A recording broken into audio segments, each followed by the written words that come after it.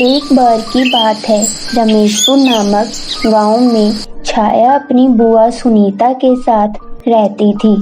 छाया की बुआ की एक बेटी भी थी जिसका नाम मीना था। छाया के माता पिता का कुछ समय पहले स्वर्गवास हो चुका था, जिसकी वजह से छाया अपनी बुआ के साथ उन्हीं के घर में रहती थी। छाया बहुत ही सुंदर और स्वभाव की बहुत ही अच्छी लड़की थी। वह दूसरी तरफ मीना छाया से कम सुंदर थी। उसका रंग भी सांवला था और इसी कारण से मीना हमेशा से छाया से जलती थी। लेकिन छाया की बुआ उसे अपनी बेटी की तरह ही समझती थी। वो मीना और छाया में कोई फर्क नहीं करती। मीना हमेशा छाया को घर से बाहर निकालने का प्लान बनाया करती थी।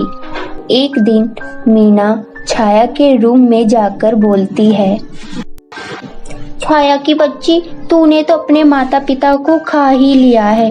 अब तो मेरे घर में रहकर मेरा प्यार भी मेरी माँ से छीन लिया। अब तू देख, तुझे मैं कैसे अपने घर से बाहर निकालती हूँ। मेरी माँ मुझे बिल्कुल प्यार नहीं करती, सारा प्यार तुझे करती है। तुझे तो मैं घर से बाहर निकाल कर ही रहूंगी। नहीं नहीं मीना दीदी, ऐसी बात नहीं है। बुआ आपसे बहुत ज्यादा प्यार करती है, उन्हें आपकी बहुत चिंता है। ऐसे बोलकर छाया मीना को समझाने लगती है, लेकिन मीना छाया को बिल्कुल नहीं भाती है। उसे हमेशा परेशान किया करती थी, लेकिन छाया कभी भी मीना की बातों का बुरा नहीं माना करती थी। एक दिन सुनीता छाया के पास आती है और कहती है, छाया बेटी, तुम समझदार हो। तुम तो जानती हो कि मीना की शादी की उम्र हो चुकी है, लेकिन जो भी लड़के वाले उसे देखने आते हैं वो सब तुझे पसंद कर जाते हैं। देखो, तुम बुरा मत मानना बेटी, आज शाम को लड़के वाले आ रहे हैं। क्या तुम कुछ समय के लिए घर से बाहर दोस्त के घर चली जाओ तो मैं मीना का ये रिश्ता शायद पक्का हो जाए। जी बुआ जी, मैं आपकी परेशानी अच्छी तरह समझ पा रही हूँ। आप जैसा कहती हैं मैं वैसा करने के लिए तैयार हूँ। मैं आज शाम को अपनी दोस्त के घर चली जाऊंगी।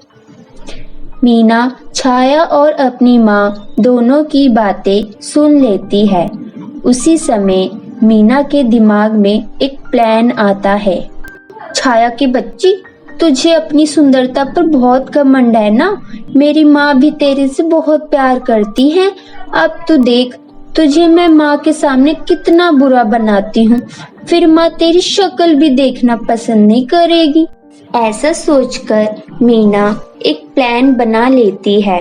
जब शाम को मीना को देखने के लिए लड़के वाले आते हैं, तभी मीना छाया को फोन करती है।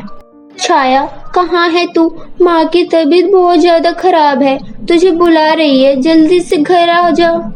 पर मीना दीदी, मैंने तो बुआ को बिल्कुल ठीक छोड़कर आई हूँ, और वैसे भी आज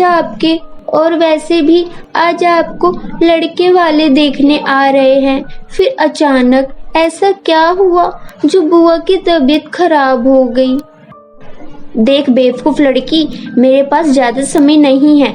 माँ की तबीयत बहुत ज्यादा खराब है, आना है तो आ, वरना मत आ। छाया मीना की बातें सुनकर ज्यादा घबरा जाती है और अपनी बुआ को देखने घर आ जाती है। घर पर सब ठीक ठाक था, मीना का रिश्ता पक्का होने वाला था। तभी लड़के की माँ छाया को देखकर सुनीता से कहती है, सुनीता बहन, ये खूबसूरत लड़की कौन है? आपने इसे कहाँ छुपा कर रखा था? मैं तो अपने बेटे गौरव के लिए ऐसी ही लड़की ढूंढ रही थी। देविका बहन, ये मेरे भाई की बेटी है। मेरे भाई का कुछ समय पहले स्वर्गवास हो चुका था, तब से हमारे घर पर ही रह रही है। चलिए ये बात छोड़िए, आप मीना के रिश्ते की बात पक्की कीजिए। माफ कीजिए सुनीता बहन, हमें आपकी भतीजी की जैसी लड़की की तलाश थी और वह तलाश मेरी पूरी हो गई। अब मैं मीना को अपने घर की बहू नहीं बल्कि छाया को अपने घर की बहू बनाना चाहती हूँ। अगर आप अपनी भतीजी का हाथ मेरे बेटे गौरव के हाथ में दे सकते हैं तो हम बात आगे बढ़ा सकते हैं, वरना हमें फिर बात आगे बढ़ाने का कोई फायदा नहीं है। सुनीता देविका को साफ मना कर देती है। वो ऐसे परिवार में ना ही भतीजी की शादी कर सकती है और ना ही अपनी बेटी की। लड़के वाले वहां से चले जाते हैं। फिर सुनीता छाया पर बहुत गुस्सा करती है।